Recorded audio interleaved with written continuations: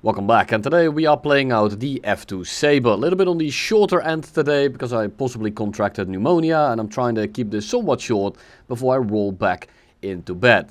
The F-2 really doesn't need an introduction on the channel anymore. It hasn't really been changed much, but for the rundown, it's a Saber. If you want a more in-depth Saber video, I made a 38-minute F-35 one, which goes a lot more in-depth on the tactics and stuff. This is really about the one game that I got. But the rundown is good roll rate, pretty decent maneuverability, very easy to use guns, very easy to aim plane as well.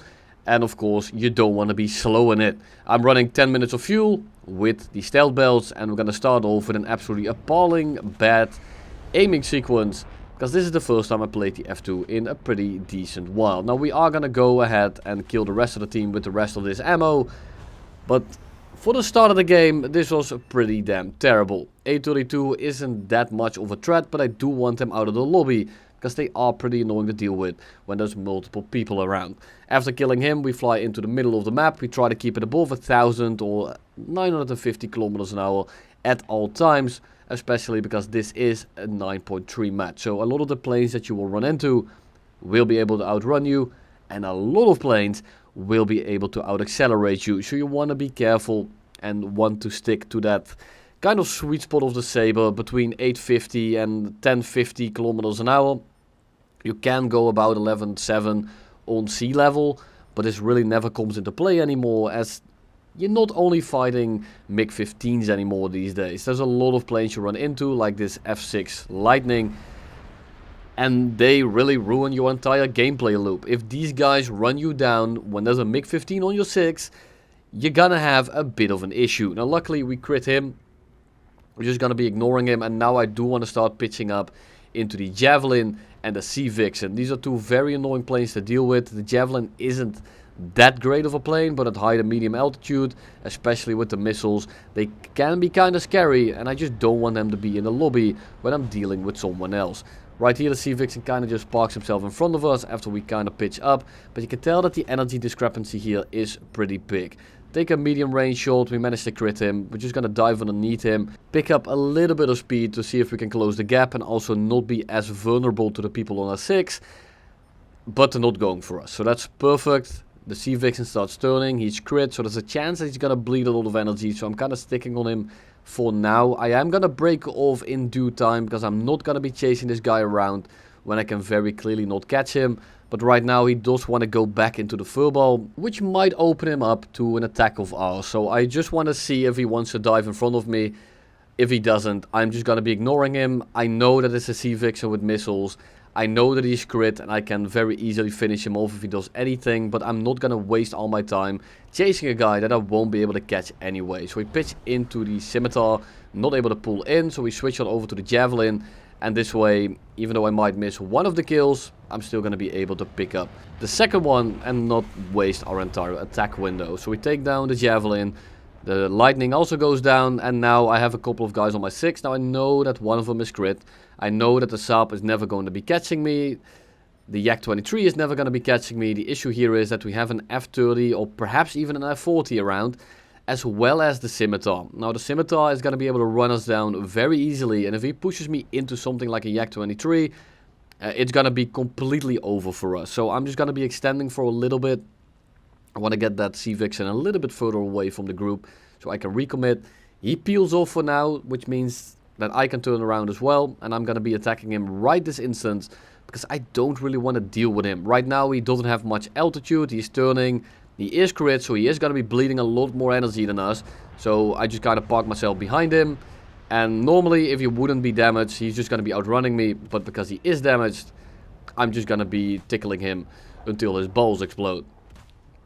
He really didn't want to die. But he finally goes down. We have 62 rounds per set left.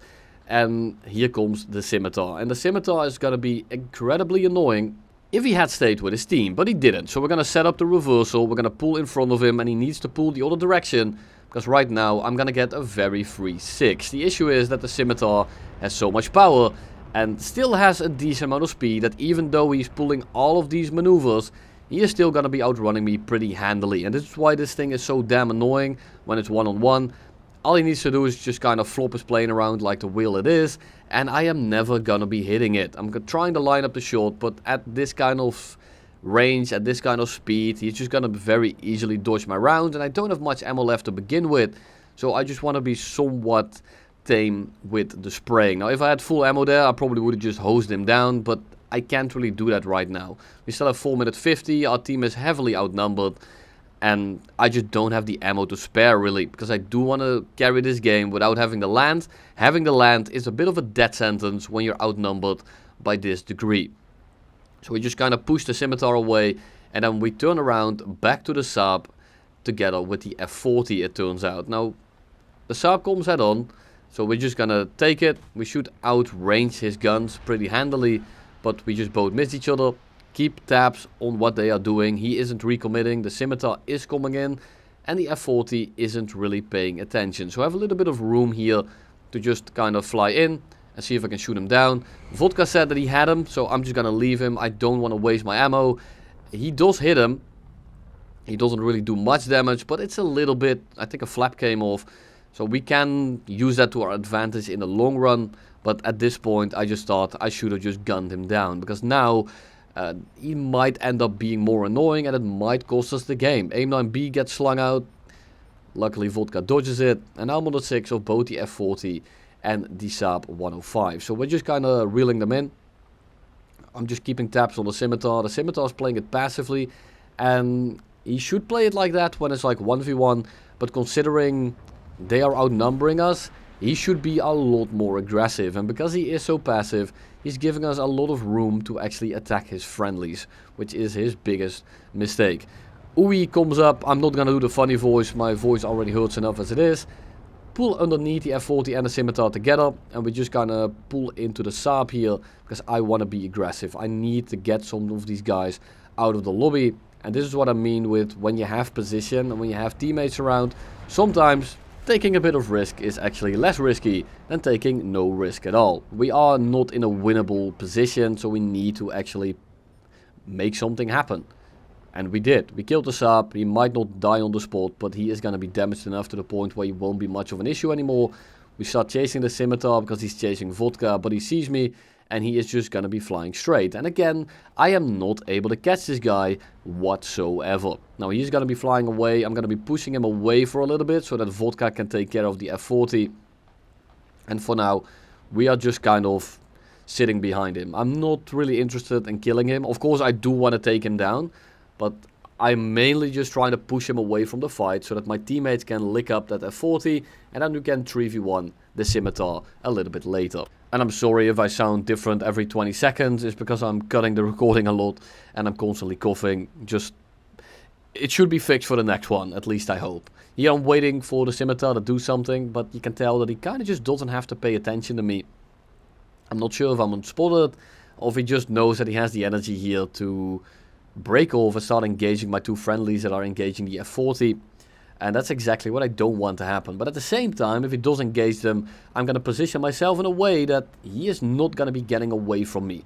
Now, I'm looking at the blue guy here. Now, he's probably going to attack him because he's in the back. So I'm going to turn in front of him. So if he does go for that shot, I'm going to be right there to lick his ass up. And that's exactly what we do. We get a good burst in the middle of his plane. Now, he's not dead, but he is severely damaged. And then he goes into a bit of a flat spin. Now I just break off and go for the F-40 because the F-40 is going to be much more of a threat. Even if the scimitar recovers from that spin, he is not going to be dangerous. So I just left him for the A4 as well as for Vodka. And the F-40 here with one elevator is going to be turned into gore as well. We take off something else off his plane. He is not really dead yet still. And we are just going to go back to the runway. That's going to be kill number 7. And that is essentially the game. We go back for the landing. There is one guy left. It's the Sea Vixen. We land, we J out after repairing, and we equip some HVARs just so we can use them as flares. The issue is that something like a Sea Vixen is an incredibly boring plane to fight in this, because all he needs to do is run away. I can never touch him. But if I play it right, he can also not touch me. So you kind of just turn into this uncle game where you're both trying to touch each other, and it's really it's just up to the scimitar or the sea vixen to make a mistake. If he plays it right, I won't be able to kill him. But the same is also kind of true in the other way around. Now, luckily, he just took off, so we just kind of stay low, we stay in the canyon. He's not going particularly quick, and because he's so obsessed with going back to the runway, I just get to pitch up into him. Basically for free. He's going super slow, I have all the ammo in the world, so I'm just going to be holding the trigger down, and that is going to be kill number 8. For now, I'm probably going to be taking it easy until next Monday. I got back to work way too quickly last time, which is probably the reason I didn't recover properly.